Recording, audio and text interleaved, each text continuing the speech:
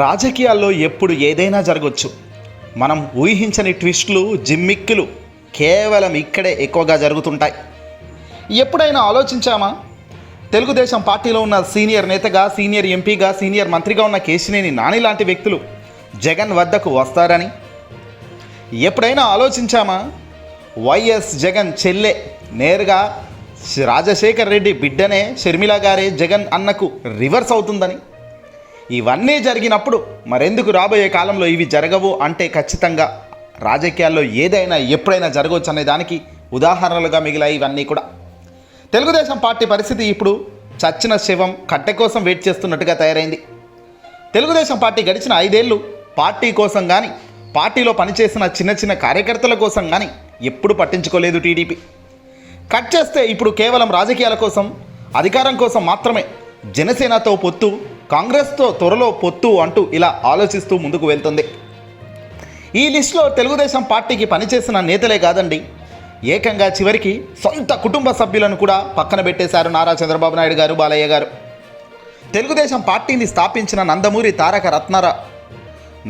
తారక రామారావు గారు ఎన్టీఆర్ మనవడైన జూనియర్ ఎన్టీఆర్ లాంటి డైనమిక్ వ్యక్తులను సైతం తెలుగుదేశం పార్టీ చంద్రబాబు అస్సలు పట్టించుకోవట్లేదు, దగ్గర కూడా రానివ్వడం లేదు.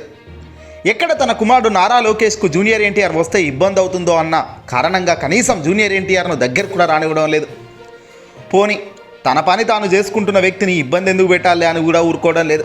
ప్రతి అడుగులో జూనియర్ ఎన్టీఆర్ని ఇబ్బంది పెడుతున్నారు. తన ఎజెండాలు చూసినా భయపడిపోతున్నారు. తాను సైలెంట్గా ఉన్న ఈ క్రమంలోనే క్రేజ్ ఈ మాదిరిగా తనపై ఇంతగా టీడీపీ కసి కట్టిందంటే తన గనక అడుగులు ముందుకేస్తే ఎలా ఉంటుంది? కంప్లీట్ క్లోజ్ అవుతుంది. ఇటీవల ఎన్టీఆర్ ఘాట్ వద్ద బాలయ్య ఓవర్ యాక్షన్ కూడా అందరం చూశాం. ఏకంగా జూనియర్ ఎన్టీఆర్ ఫ్లెక్సీలను తక్షణమే ఇక్కడి నుంచి తీసేయండి అంటూ ఫైర్ అయ్యాడు. ఆ వీడియో సోషల్ మీడియాలో వైరల్ కూడా అయింది.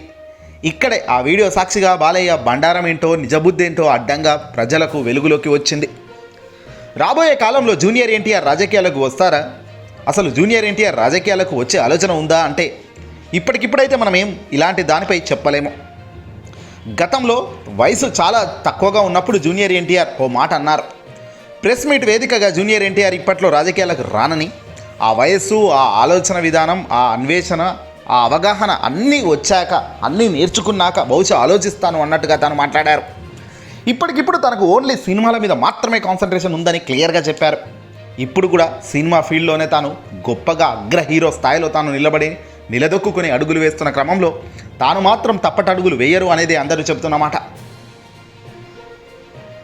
ఇక ప్రస్తుతం ఆంధ్రప్రదేశ్ రాష్ట్ర ముఖ్యమంత్రి అయిన జగన్మోహన్ రెడ్డి గారు అంటే అపార గౌరవం ఉందని జూనియర్ ఎన్టీఆర్ సన్నిహితులు చెప్తున్నారు. ముఖ్యమంత్రి జగన్ చేస్తున్న పనులు కానీ, మాట్లాడుతున్న మాటలు ఎప్పటికప్పుడు ఆయన వింటూనే ఉంటారట. అనేక సార్లు జగన్ను కలిసే అవకాశం కూడా జూనియర్ ఎన్టీఆర్కు వచ్చిన షూటింగ్లో బిజీ ఉండటమో, విదేశాల్లో ఆయన ఉండటం లాంటి సమస్యలతో ఆయన కాస్త దూరం అయ్యారే తప్ప కావాలని కాదు. ఆయనకు మాత్రం ఎప్పుడో ఒకసారి ప్రభుత్వ పెద్దలను కలవాలని ఉందట. ముఖ్యమంత్రి జగన్కు ఖచ్చితంగా ఈ ఎన్నికల తర్వాత జూనియర్ ఎన్టీఆర్ భేటీ ఉంటుందట. ఇప్పటికైతే తెలుగుదేశం పార్టీ వైపు నిలబడలేనని నిర్మోహమాటంగా జూనియర్ ఎన్టీఆర్ అనేక సందర్భాల్లో ఇండైరెక్ట్గా నిరూపించిన సంగతి కూడా తెలిసిందే. ఎన్టీఆర్ చంద్రబాబును కానీ, బాలయ్యను కానీ, లోకేష్ను కానీ రాజకీయాల్లో కానీ, ఇతర కార్యక్రమాలకు కానీ వాళ్ళని పెద్దగా నమ్మే పరిస్థితి కూడా జూనియర్ ఎన్టీఆర్ లేదట.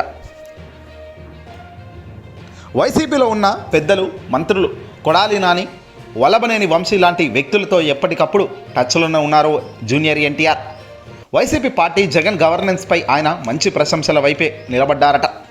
ప్రస్తుతానికైతే తెర వెనుక నడుస్తున్న ఈ బంధం రాబోయే కాలంలో ముఖ్యమంత్రి జగన్ వద్దకు ఎన్టీఆర్ కలుస్తారనేది క్లియర్గా తెలుస్తోంది. పార్టీకి వెనకాల మద్దతుగా నిలబడే ఆస్కారం, ఛాన్స్ లేకపోలేదు. రాజకీయాల్లోకి వస్తే అది వేరే విషయం, కానీ ఆయన రాజకీయాల్లోకి రాకుండా సినిమాల్లోనే ఉంటే మాత్రం ఆయన టీడీపీ వైపు ఇప్పటికీ లేరు, రాబోయే కాలంలో ఉండరు. వచ్చే కాలం ఇంకా డైరెక్ట్గా మొహమాటం లేకుండా వైసీపీకే మద్దతుని ప్రకటించే ఛాన్స్ కూడా ఉందనేది మేము చెప్తున్న పాయింట్. ఎందుకంటే చంద్రబాబు నాయుడు గారు నిర్వహిస్తున్న ఈ పార్టీ కార్యక్రమాలు కానీ, రాజకీయ విలువలు కానీ పతాక స్థాయిలో ఉన్న ఈ తరుణంలో ఏ వ్యక్తులు కూడా ఆయనకు మద్దతు ఇచ్చే పరిస్థితి ఉండదు. తెలివున్న ఏ వ్యక్తులు కూడా. ఆనాడు తాతను అవమానించి జెండాను లాగేసుకున్న చంద్రబాబు ఈనాడు ప్రజల్లో ఎంత దారుణమైన ప్రభావం, వ్యతిరేకత ఉందో స్పష్టంగా కనిపిస్తున్న నేపథ్యంలో తెలుగుదేశం పార్టీలోకి జూనియర్ ఎన్టీఆర్ వెళ్ళే ఛాన్స్ కానీ, ఆలోచన కానీ చేస్తారని ఏ ఒక్కరు పెద్దలు అనుకోరు. మంచి వాక్చాతుర్యం, మంచి ఆలోచన విధానం కలిగిన ఉన్న ఈ జూనియర్ ఎన్టీఆర్ కనుక రేపొద్దున కొత్త పార్టీ పెట్టి ముందుకొస్తే ఊహించని పరిణామాలు కూడా లేకపోలేదు. ఏదేమైనా రాజకీయాల్లో ఏదైనా జరగవచ్చు అన్నది ఇందుకే టీడీపీ చంద్రబాబు ఈ 2024లో గనక మీరు గట్టెక్కకపోతే ఇక జీవితంలో గట్టెక్కరు అన్నది వాళ్ళందరికీ తెలిసిన సత్యం. బహుశా అందుకే ఎన్ని వాగ్దానాలన్నా చెప్తున్నారు, ఎంత పడితే అంత ప్రజల ముందు ఇవి ఇచ్చేస్తామని గట్టిగా చెబుతున్నారు. ఎందుకంటే ఇవి చివరి ఎన్నికలు కాబట్టి టీడీపీ ముగింపుకు ఇందులో గెలవకపోతే ఇక 2029కి అసలు పార్టీ కాదు కదా, పూర్తిగా భూస్థాపితమై అవుతుంది తప్ప ఇంకోటి లేదు. ఆనాడు జగన్మోహన్ రెడ్డి గారు ఏకంగా కాంగ్రెస్ను భూస్థాపితం చేసి తన పార్టీని నెగ్గించుకొని పైకి వచ్చారు. ఏకంగా నెగ్గించుకోవడమే కాదు, ఇక్కడ ప్రతిపక్షం మొత్తం భూస్థాపితం చేస్తూ మరో అడుగు కూడా 2024లో వేయబోతున్నట్టు తెలుస్తుంది. వీడియోని అసలు లైక్ కొట్టి షేర్ చేయండి.